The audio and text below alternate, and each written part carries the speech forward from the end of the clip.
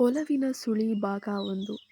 ಸುಂದರವಾಗಿ ಅಲಂಕರಿಸಲ್ಪಟ್ಟ ಮದುವೆ ಮಂಟಪದ ಮುಂದೆ ಒಂದು ಐಷಾರಾಮಿ ರೋಲ್ಸ್ ರಾಯ್ಸ್ ಕಾರು ಬಂದು ನಿಂತಿತ್ತು. ಕಾರಿನ ಒಳಗಿದ್ದ ಎತ್ತರದ ವ್ಯಕ್ತಿ ಕಣ್ಣಿಗೆ ಕಪ್ಪು ಕನ್ನಡಕ ಧರಿಸಿದ್ದ. ಸೂಟ್ನಲ್ಲಿ ಮಿಂಚುತ್ತಿದ್ದ. ಅವನು ಕನ್ನಡಕ ತೆಗೆದು ಹೊರಗೆ ನೋಡ್ತಾನೆ. ಅವನು ಹುಡುಕ್ತಿದ್ದ ವ್ಯಕ್ತಿ ಅಲ್ಲಿ ಕಾಣಲೇ ಇಲ್ಲ. ಅಸಮಾಧಾನದಿಂದ ಬಾಗಿಲನ್ನ ಹಾಕಿ ಫೋನ್ ತೆಗೆದು ಯಾರಿಗೋ ಕರೆ ಮಾಡ್ತಾನೆ. ಆದರೆ ಕರೆ ಸ್ವೀಕರಿಸ್ತಿದ್ದಾಗ ಕೋಪದಿಂದ ಫೋನನ್ನ ಸೀಟಿನ ಮೇಲೆ ಎಸಿತಾನೆ. ಅರ್ಧ ಗಂಟೆಯ ನಂತರ ಮದುವೆಯನ್ನ ಒಂದು ಸುಂದರ ಕನಸೆಂದು ಭಾವಿಸಿದ್ದ ದೀಪಿಕಾ ತನ್ನ ಬದುಕಿನಲ್ಲಿ ದೊಡ್ಡ ಸುನಾಮಿ ಬರಲಿದೆ ಎಂದು ತಿಳಿಯದೆ ನಾಚಿಕೆಯಿಂದ ಮಂಟಪಕ್ಕೆ ಹೆಜ್ಜೆಯನ್ನ ಹಾಕ್ತಿದ್ದಾಳೆ. ಮಂತ್ರಘೋಷಗಳ ನಡುವೆ ಅವಳು ಮದುವೆಯ ಬೆಂಚಿನ ಮೇಲೆ ಕುಳಿತಿದ್ಲು. ಮಾಂಗಲ್ಯಂ ತಂತುನಾನೇನ. ಪುರೋಹಿತರು ಮಂತ್ರ ಪಠಿಸುತ್ತಾ ವರನಿಗೆ ತಾಳಿ ಕಟ್ಟಲು ಹೇಳಿದ್ರು. ಮಂಟಪದಲ್ಲಿದ್ದವರೆಲ್ಲರೂ ಆ ಕ್ಷಣಕ್ಕಾಗಿ ಕಾತುರರಾಗಿದ್ರು. ವರ ತಾಳಿ ಹಿಡಿದು ಎದ್ದು ನಿಂತನು. ದೀಪಿಕಾ ನಾಚಿಕೆಯಿಂದ ತಲೆ ತಗ್ಗಿಸಿದ್ಲು. ಆದರೆ ಅನಿರೀಕ್ಷಿತವಾಗಿ ವರ ತನ್ನ ಕೈಯಲ್ಲಿದ್ದ ತಾಳಿಯನ್ನ ಮಂಟಪದಲ್ಲೇ ಎಸೆದು ದೀಪಿಕಾಳ ಕುತ್ತಿಗೆಗೆ ಕಟ್ಟದೆ ಕೆಳಗಿಳಿದು ಹೊರ ನಡೆದನು. ಈ ದಿಢೀರ್ ಬೆಳವಣಿಗೆಯಿಂದ ಮಂಟಪದಲ್ಲಿದ್ದವರು ಆಘಾತಕ್ಕೆ ಒಳಗಾದ್ರು. ದೀಪಿಕಾಳ ಅಣ್ಣ ಸಮರ್ಥ್ಗೆ ಏನು ಮಾಡಬೇಕಂತ ತೋಚಕ್ಕೆ ಹೋಗ್ಲಿಲ್ಲ. ಬಂದವರೆಲ್ಲರೂ ಕೂಡ ದೀಪಿಕಾಳ ಬಗ್ಗೆ ಕೆಟ್ಟದಾಗಿ ಮಾತಾಡೋಕೆ ಶುರು ಮಾಡ್ತಾರೆ. ತಂಗಿಯ ಈ ಪರಿಸ್ಥಿತಿ ಕಂಡು ಸಮರ್ಥ್ ಹತಾಶನಾಗ್ತಾನೆ. ಅವಮಾನ ತಾಳಲಾರದೆ ದೀಪಿಕಾ ಕೋಣೆಗೆ ಹೋಗಿ ಬಾಗ್ಲನ್ನ ಹಾಕೊಳ್ತಾಳೆ. ಅವಳು ಅಲ್ಲಿ ಆತ್ಮಹತ್ಯೆಗೆ ಪ್ರಯತ್ನಿಸುತ್ತಿರುವುದನ್ನ ಕಂಡ ಸಮರ್ಥ್ ಬಾಗಿಲು ತೆರೆಯಲು ಬಹಳ ಪ್ರಯತ್ನ ಪಡ್ತಾನೆ. ಅಷ್ಟರಲ್ಲಿ ಆ ರಾಯ್ಸ್ ಕಾರ್ನಲ್ಲಿ ಬಂದಂಥ ವ್ಯಕ್ತಿ ಎಲ್ಲರನ್ನ ಸರಿಸಿ ಒಂದೇ ಒಂದು ಒದೆಯಿಂದ ಬಾಗಿಲನ್ನ ಮುರಿತಾನೆ. ಅವನು ಒಳಗೆ ಬಂದು ದೀಪಿಕಾಳನ್ನ ತಡೆದು ಸಮರ್ಥ್ ಅಳುತ್ತಾ, ಯಾವ ತಪ್ಪಿಲ್ಲಾದರೂ ಕೂಡ ವರ ಬಿಟ್ಟು ಹೋದ. ಈಗ ನನ್ನ ತಂಗಿಯ ಜೀವನ ಏನಾಗಬೇಕು ಎಂದು ಕಂಗಾಲಾಗ್ತಾನೆ. ಆ ವ್ಯಕ್ತಿ ಏನು ಮಾತನಾಡದೆ ದೀಪಿಕಾಳ ಕೈ ಹಿಡಿದು ಮಂಟಪಕ್ಕೆ ಕರೆತರ್ತಾನೆ. ಅಲ್ಲಿ ಬಿದ್ದಿದ್ದ ತಾಳಿಯನ್ನು ತೆಗೆದು ಎಲ್ಲರ ಸಮ್ಮುಖದಲ್ಲಿ ಅವಳ ಕುತ್ತಿಗೆಗೆ ಕಟ್ತಾನೆ. ಸಮರ್ಥು ಆಶ್ಚರ್ಯದಿಂದ ಅವನ ಕೈ ಹಿಡಿದು, ಯಾರು ನೀನು? ನಮ್ಮ ಮಾನ ಉಳಿಸಿದ ನಿನ್ನ ಋಣವನ್ನು ನಾನು ಹೇಗೆ ತೀರಿಸಲಿ ಅಂತ ಹೇಳ್ತಾನೆ. ಆಗ ಆ ವ್ಯಕ್ತಿ ತನ್ನ ಹೆಸರು ವಿಕ್ರಮ್ ಅಂತ ಹೇಳಿ ಅಲ್ಲಿಂದ ಹೊರಡ್ತಾನೆ. ಸಮರ್ಥ್ ಅವನನ್ನು ತಡೆದು, ವಿಕ್ರಮ್ ನಿಲ್ಲು, ನೀನು ತಾಳಿ ಕಟ್ಟಿದೀಯಾ, ನನ್ನ ತಂಗಿಯನ್ನು ನಿನ್ನ ಜೊತೆ ಕರೆದುಕೊಂಡು ಹೋಗು ಅಂತ ಹೇಳ್ತಾನೆ. ಆದರೆ ವಿಕ್ರಮ್ ನಿರ್ಲಕ್ಷ್ಯದಿಂದ, ನಾನು ತಾಳಿ ಕಟ್ಟಿದ್ದು ಕೇವಲ ಅವಳು ಸಾಯಬಾರದು ಅಂತ ಕೇಳಿ ಅಷ್ಟೆ, ಅವಳನ್ನು ನನ್ನ ಮಹಲಿಗೆ ಕರೆದುಕೊಂಡು ಹೋಗಲು ಅಲ್ಲ. ಇಂತಹ ಹುಚ್ಚು ಆಲೋಚನೆಗಳನ್ನು ಬಿಟ್ಟು ಬಿಡು ಅಂತ ಹೇಳಿ ಕಾರಿನ ಕಡೆಗೆ ನಡೀತಾನೆ. ಆದರೆ ದೀಪಿಕಾ ಹಠಕ್ಕೆ ಬಿದ್ದವಳಂತೆ ವಿಕ್ರಮ್ ಹಿಂದೆ ಓಡಿ ಹೋಗಿ ಅವನ ಕಾರಿನಲ್ಲಿ ಕುಳಿತುಕೊಳ್ತಾಳೆ. ವಿಕ್ರಮ್ ಸಿಟ್ಟಿನಿಂದ, ನನ್ನ ಅನುಮತಿ ಇಲ್ಲದೆ ನನ್ನ ಕಾರ್ನಲ್ಲಿ ಕುಳಿತುಕೊಳ್ಳೋಕೆ ನಿನಗೆ ಎಷ್ಟು ಧೈರ್ಯ ಅಂತ ಮೊದಲು ಇಳಿಯುವಳು ಎಂದು ಕೂಗಿದನು. ಸಮರ್ಥ್ ಬಂದು ದೀಪಿಕಾಳನ್ನು ಇಳಿಸಲು ಪ್ರಯತ್ನಿಸಿದ್ರು ಕೂಡ ಅವಳು ಕೇಳ್ತಾನೂ ಇಲ್ಲ, ಅವ್ರ ಮಾತನ್ನು ತಲೆಗೆ ಹಾಕೋತಾನೂ ಇಲ್ಲ. ವಿಕ್ರಮ್ ಅಸಹ್ಯಪಟ್ಟು ಕಾರನ್ನು ವೇಗವಾಗಿ ಚಲಾಯಿಸಿಕೊಂಡು ಅಲ್ಲಿಂದ ಹೊರಟು ಹೋಗ್ತಾನೆ. ತಂಗಿ ಮದುವೆಯ ಮನೆಯಲ್ಲೇ ಉಳಿದದ್ದನ್ನು ನೋಡಿ ಸಮರ್ಥ್ ಸಂಕಟ ಪಡ್ತಿದ್ದಾಗ ಗೆಳೆಯ ಅವಿನಾಶ್ ಕಾರ್ನಲ್ಲಿ ಅಲ್ಲಿಗೆ ಬರ್ತಾನೆ. ಸಮರ್ಥ್, ಏನಾಯಿತು? ನಾನು ಬರೋದು ತಡ ಆಯಿತು, ಮದುವೆ ಮುಗ್ದು ಹೋಯ್ತಾ? ವರ ಎಲ್ಲಿದ್ದಾನೆ ಅಂತ ಕೇಳ್ತಾನೆ. ದೀಪಿಕಾಳ ಕುತ್ತಿಗೆಯಲ್ಲಿದ್ದ ತಾಳಿಯನ್ನು ಕಂಡು ಅವಿನಾಶ್ಗೆ ಏನೋ ಒಂದು ರೀತಿಯ ವಿಚಿತ್ರ ಅಂತನೂ ಅನಿಸುತ್ತೆ. ಪರಿಸ್ಥಿತಿಯನ್ನು ಅರಿತ ಅವಿನಾಶ್ ಅವರಿಬ್ಬರನ್ನ ತನ್ನ ಕಾರ್ನಲ್ಲಿ ಕೂರಿಸ್ಕೊಂಡು ಹೊರಡ್ತಾನೆ. ಮತ್ತೊಂದೆಡೆ ವಿಕ್ರಮ್ ವಿಪರೀತ ಕುಡಿದು ಅತಿ ವೇಗವಾಗಿ ಕಾರನ್ನು ಚಲಾಯಿಸ್ತಿದ್ದ. ನಾನು ನಿನ್ನನ್ನು ದ್ವೇಷಿಸ್ತೇನೆ ಎಂದು ಕಿರುಚುತ್ತಾ ಸ್ಟೇರಿಂಗ್ ಮೇಲೆ ಬೀಳ್ತಾನೆ. ಎದುರಿಗೆ ದೊಡ್ಡ ಲಾರಿ ಬರುತ್ತಿದ್ರೂ ಕೂಡ ಕುಡಿದ ಮತ್ತಿನಲ್ಲಿದ್ದ ವಿಕ್ರಮ್ಗೆ ಅದು ಕಾಣಲೇ ಇಲ್ಲ. ಲಾರಿ ಚಾಲಕ ಎಷ್ಟೇ ಹಾರ್ನ್ ಮಾಡಿದ್ರೂ ಕೂಡ ವಿಕ್ರಮ್ ಕಾರನ್ನು ನಿಯಂತ್ರಿಸಲಿಲ್ಲ. ಲಾರಿ ಚಾಲಕ ಭಯದಿಂದ ಲಾರಿಯಿಂದ ಕೆಳಗೆ ಜಿಗಿದು ಬಿಡ್ತಾನೆ. ಅವಿನಾಶ್ ನಡೆಸುತ್ತಿದ್ದಂಥ ಕಾರು ಸಮರ್ಥ್ ಮನೆಯ ಮುಂದೆ ಬಂದು ನಿಂತಿತ್ತು. ಸಮರ್ಥ್, ದೀಪಿಕಾ ಮತ್ತು ಅವಿನಾಶ್ ಕಾರ್ನಿಂದ ಇಳಿದು ಮನೆಯ ಮುಂದೆ ಕಂಡ ದೃಶ್ಯವನ್ನು ನೋಡಿ ಆಘಾತಕ್ಕೆ ಒಳಗಾಗಿ ನಿಂತರು.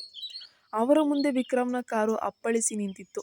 ಸಮರ್ಥ್ ಮತ್ತು ದೀಪಿಕಾ ಕಾರಿನಿಂದ ಇಳಿದಾಗ ಅವರ ಮುಂದೆ ಕಂಡ ಆ ದೃಶ್ಯ ನಿಜವಾಗಿಯೂ ಎದೆ ನಡುಗಿಸುವಂತೆ ಇತ್ತು. ವಿಕ್ರಮ್ ಕಾರು ಸಮರ್ಥ್ ಅವರ ಮನೆಯ ಕಾಂಪೌಂಡ್ ಗೋಡೆಗೆ ಗುದ್ದಿ ನಿಂತಿತ್ತು. ವಿಕ್ರಮ್ ಸ್ಟೇರಿಂಗ್ ಮೇಲೆ ಪ್ರಜ್ಞೆ ತಪ್ಪಿ ಮಲಗಿದ್ದ. ಸಮರ್ಥ್ ಮತ್ತು ಅವಿನಾಶ್ ಓಡ್ ಹೋಗಿ ಬಾಗಿಲನ್ನು ಕೂಡ ಬಡಿತಾ ಇದ್ದಾರೆ. ಹೇ ವಿಕ್ರಮ್, ಕಣ್ಣು ತೆರೆ ಅಂತ ಕೂಗ್ತಾ ಇದ್ದಾರೆ. ಆದರೆ ಒಳಗಿನಿಂದ ಯಾವುದೇ ರೀತಿಯ ಪ್ರತಿಕ್ರಿಯೆ ಎನ್ನುವುದು ಬರಲಿಲ್ಲ.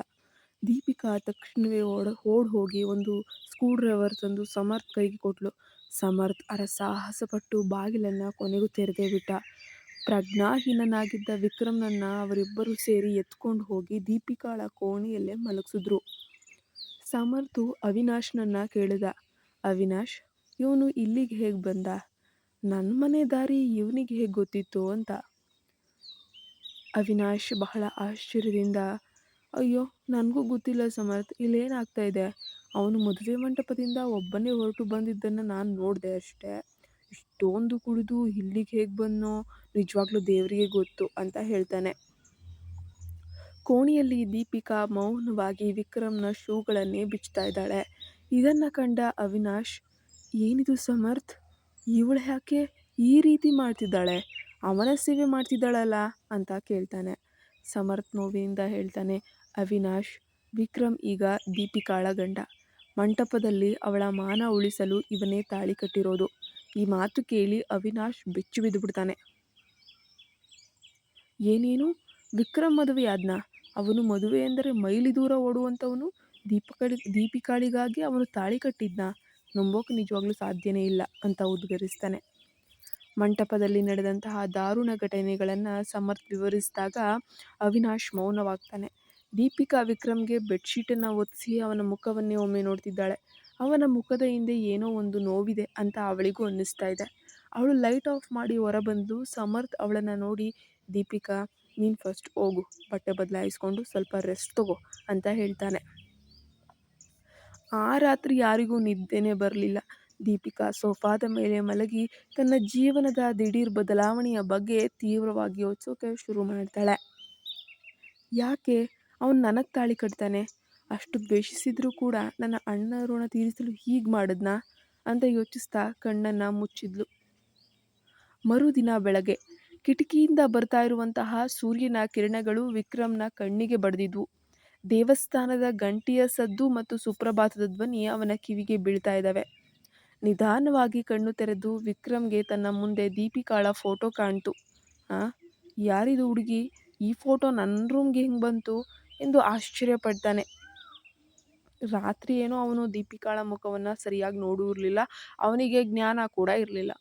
ಅವನು ಎದ್ದು ಹೊರಬಂದಾಗ ಇಡೀ ಮನೆಯಲ್ಲಿ ಧೂಪದ ಹೊಗೆಯೇ ತುಂಬ ಹೋಗಿತ್ತು.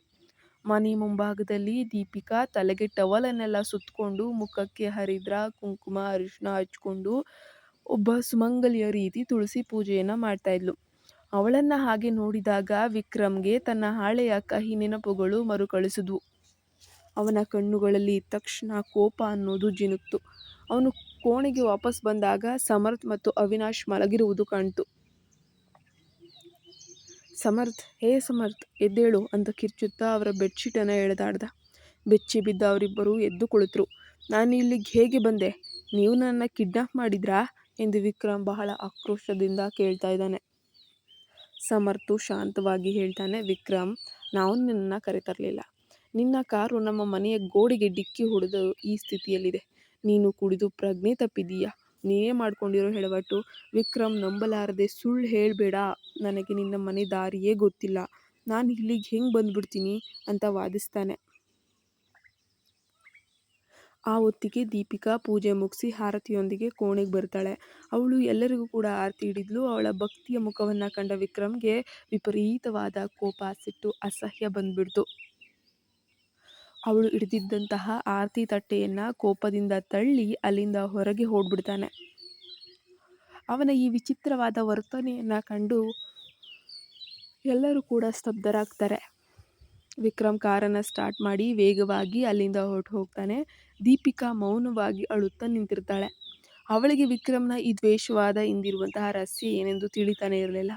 ವಿಕ್ರಮ್ ಸಮರ್ಥ್ ಮನೆಯಿಂದ ಯಾರಿಗೂ ಹೇಳದೆ ಹೊರಟು ಬಂದಿದ್ದ. ಕಾರು ಚಲಾಯಿಸುವಾಗ ಅವನ ತಲೆಯಲ್ಲಿ ಸಾವಿರಾರು ಆಲೋಚನೆಗಳಿತ್ತು. ನಾನು ಆ ಮನೆಗೆ ಹೇಗೆ ಹೋದೆ? ಸಮರ್ಥ್ ತಂಗಿಗೆ ತಾಳಿ ಕಟ್ಟುವ ಅನಿವಾರ್ಯತೆ ನನಗ್ಯಾಕೆ ಬಂತು ಎಂದು ತನ್ನನ್ನೇ ತಾನು ಶಪಿಸ್ಕೊಳ್ತಿದ್ದ. ಕುಡಿದ ಮತ್ತಿನಲ್ಲಿ ತಾನು ಅಲ್ಲಿಗೆ ಹೋದದ್ದು ಅವನಿಗೆ ಖಂಡಿತ ನೆನಪೇ ಇಲ್ಲ. ಮಹಲು ತಲುಪಿದ ತಕ್ಷಣ ಗೇಟ್ ತೆರೆಯಲ್ಪಟ್ಟಿತ್ತು. ವಿಕ್ರಮ್ ವೇಗವಾಗಿ ಒಳಗೋಗಿ ಕಾರನ್ನು ನಿಲ್ಲಿಸಿ ಮನೆಯೊಳಗೆ ನಡೀತಾನೆ. ತಂದೆ ಭೂಪತಿ ರಾಜು ಅವನನ್ನು ನೋಡಿ, ವಿಕ್ರಮ್, ರಾತ್ರಿ ಇಡೀ ಎಲ್ಲಿಗೆ ಹೋಗಿದ್ದೆ? ಅಟ್ಲೀಸ್ಟ್ ಒಂದು ಫೋನ್ ಕೂಡ ಮಾಡಲಿಲ್ಲ ನೀನು. ಎಂದು ಪ್ರಶ್ನೆಯನ್ನು ಮಾಡ್ತಾರೆ. ವಿಕ್ರಮ್ ಏನು ಉತ್ತರಿಸಿದೆ, ಅದು ತುರ್ತು ಕೆಲಸ ಇತ್ತು ಅಪ್ಪ, ತುಂಬ ಅರ್ಜೆಂಟು ಅಷ್ಟೇ ಅಂತ ಹೇಳಿ ತನ್ನ ಕೋಣೆಗೆ ಹೋಗಿ ಬಾಗಿಲನ್ನು ಬಿಗಿಯಾಗಿ ಹಾಕ್ಕೊಳ್ತಾನೆ. ಅರ್ಧ ಗಂಟೆ ಕಾಲ ವಾಶ್ರೂಮ್ನಲ್ಲಿ ಫ್ರೆಶ್ ಆದ ನಂತರ ವಿಕ್ರಮ್ ಆಫೀಸಿಗೆ ಓಡಲು ಕೆಳಗೆ ಬರ್ತಾನೆ.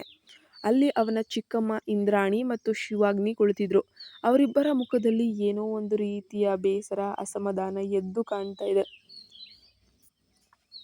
ವಿಕ್ರಮ್ ಅವರನ್ನ ನಿರ್ಲಕ್ಷಿಸಿ ಹೊರಟ. ಭೂಪತಿ ರಾಜು ಟಿಫಿನ್ ಮಾಡಿ ಹೋಗಕ್ಕೆ ಕರೆದ್ರು. ನಾನು ಆಫೀಸ್ನಲ್ಲಿ ತಿಂತೇನೆ ಅಂತ ಹೇಳಿ ಹೊರ ನಡೆದ. ಸಮರ್ಥ್ ಮನೆಯಲ್ಲಿ ಸಮರ್ಥ್ ಆಫೀಸಿಗೆ ಹೊರಡುವ ಮುನ್ನ ತಂಗಿ ದೀಪಿಕಾಳಿಗೆ ಧೈರ್ಯ ತುಂಬಿದ. ದೀಪಿಕಾ, ವಿಕ್ರಮ್ ತುಂಬ ಒಳ್ಳೆಯವನು. ಈಗ ಅವನು ತುಂಬ ಕೋಪದಲ್ಲಿದ್ದಾನೆ, ಬೇಜಾರಿನಲ್ಲಿದ್ದಾನಷ್ಟೆ. ಮುಂದೆ ಖಂಡಿತ ನಿಮ್ಮ ಜೀವನ ಸರಿ ಹೋಗುತ್ತೆ, ಹೆದರಬೇಡ ಅಂತ ಹೇಳಿ ಧೈರ್ಯ ತುಂಬ್ತಿದ್ದಾನೆ. ದೀಪಿಕಾ ಅಣ್ಣನ ಸಮಾಧಾನಕ್ಕೋಸ್ಕರ ಆ ಕ್ಷಣದಲ್ಲಿ ಸುಮ್ಮನಾಗ್ತಾಳೆ. ಆದರೆ ಇಂದಿನ ಮನಸ್ಸಿನಲ್ಲಿ ಚಂದುವಿನ ಆ ಒಂದು ಇಂದಿನ ವರನ ನೆನಪು ಹಸಿರಾಗೇ ಇತ್ತು. ಮಾತಿನ ಮಾತ್ರ ಒಳ್ಳೆಯವನಾಗಿದ್ದ ಚಂದ್ರು ಸಣ್ಣದಾದ ಸಂಶಯಕ್ಕೆ ಕೊನೆಗೆ ಆ ಒಂದು ಪರಿಸ್ಥಿತಿಯಲ್ಲಿ ನಾನು ಬಿಟ್ಟು ಹೋದ್ನಲ್ಲ, ಇಂಥವನೊಂದಿಗೆ ಮದುವೆ ಮುರಿದಿದ್ದೇ ಒಳ್ಳೆದಾಯಿತು ಎಂದು ತನ್ನನ್ನೇ ಸಮಾಧಾನ ಪಡಿಸ್ಕೊಳ್ತಾ ಇದ್ದಾಳೆ. ಅಷ್ಟರಲ್ಲಿ ದೀಪಿಕಾಳ ಫೋನ್ ರಿಂಗ್ ಆಯಿತು. ಅವಳ ಆತ್ಮೀಯ ಗೆಳತಿ ಪಾವನಿ ಕರೆ ಮಾಡಿದ್ಲು. ಪಾವನಿಯ ಧ್ವನಿ ಕೇಳಿದ ತಕ್ಷಣ ದೀಪಿಕಾಳ ಕಣ್ಣೀರು ಹುಕ್ಕಿ ಹುಕ್ಕಿ ಬರ್ತಾ ಇದೆ. ಪಾವನಿ, ಎಲ್ಲಿದ್ದೀಯಾ? ನನ್ನ ಮದುವೆ ಮುಗಿದು ಹೋಯಿತು, ಆದರೆ ನಾನು ನಿನ್ನ ಅತ್ತೆ ಮನೆಯಲ್ಲಿಲ್ಲ, ನಮ್ಮ ಮನೆಯಲ್ಲೇ ಇದ್ದೇನೆ, ನೀನು ತಕ್ಷಣ ಇಲ್ಲಿಗೆ ಬಾ ಅಂತ ಅಳುತ್ತಾ ಹೇಳಿದ್ಲು. ವಿಕ್ರಮ್ ತನ್ನ ಕ್ಯಾಬಿನಲ್ಲಿ ಕುಳಿತು ಕಣ್ಣು ಮುಚ್ಚಿದಾಗಲೆಲ್ಲ ದೀಪಿಕಾ ಆರತಿ ಹಿಡಿದಿರುವಂತಹ ಬರ್ತಾ ಇರುವಂತಹ ಮುಖವೇ ಕಣ್ಣು ಮುಂದೆ ಬರ್ತಾ ಇದೆ. ನನ್ನ ಜೀವನದಲ್ಲಿ ಮಹಿಳೆಯರೇ ಇರಬಾರದು ಅಂತ ಅಂದುಕೊಂಡಿದ್ದೆ, ಅದರ ಪರಿಸ್ಥಿತಿ ನನ್ನ ಈ ದಾರಿಗೆ ತಂದುಬಿಟ್ಟು ನಿಲ್ಲಿಸ್ಬಿಟ್ಟಿದೆಯಲ್ಲ.